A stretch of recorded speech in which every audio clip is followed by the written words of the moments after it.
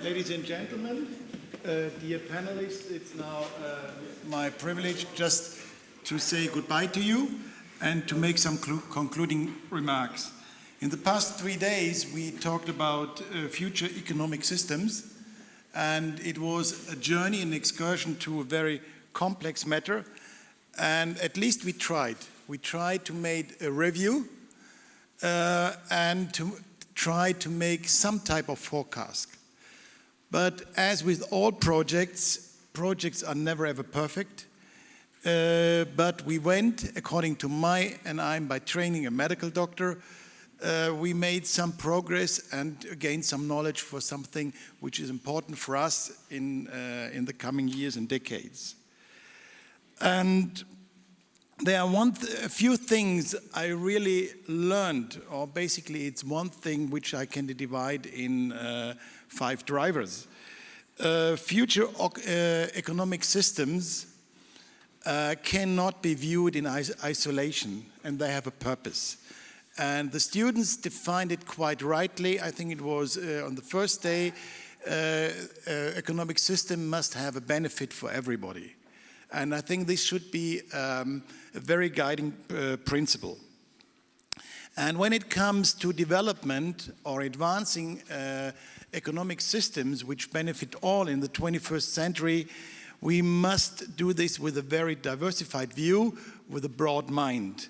And the element of the broad mind is future economic systems are related, are tied to a society in transformation. And when I talk about society, I mean generations, gender and diversity. When I talk about future economic systems, it is also tied to governance and politics.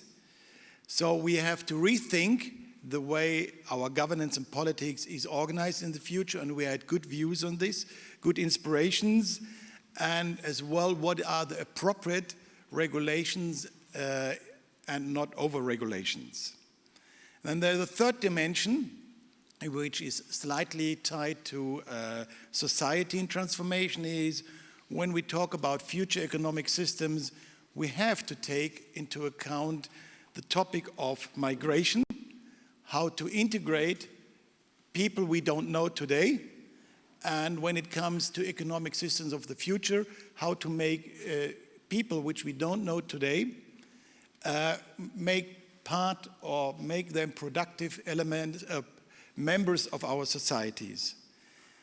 And fourthly, it's all about economy. And one of the other next driver to make future economic system a success is that we really understand and support and drive the concept of innovation. And when I talk about innovation, it's both on one hand the product innovation or the process innovation in the elements of business. And finally, the fifth point is when it comes to future economic systems, it's a question of risk, because every change is associated with risk, and every reward has as well a downside. So we must as well find new ways to manage the risk in the way we live, the way we do business, and the way we do politics.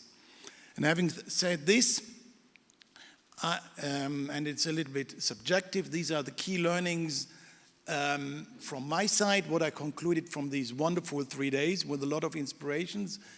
And I hope you agree to a high extent, no matter which background you have, that these are the key summaries without going into detail of our meeting.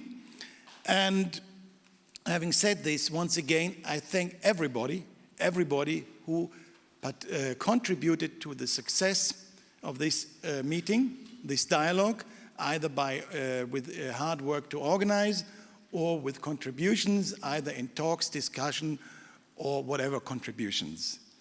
Having said this, I would like to conclude this our 14th dialogue in a row since 2002. And where is the number 14? What comes next? The next is number 15. So we will have the 15th dialogue coming year, October 12 to 14, 2016. And to some extent, the topic is a logical consequence what we discussed this year. This year we had the future of economic systems, and if you really are very critical with your side, the topic of next year, at the limits, couldn't be more to the point. Having said this, I look forward to welcome you as an active listener or contributor and guest at the Academia coming year. Thank you very much and have a good weekend.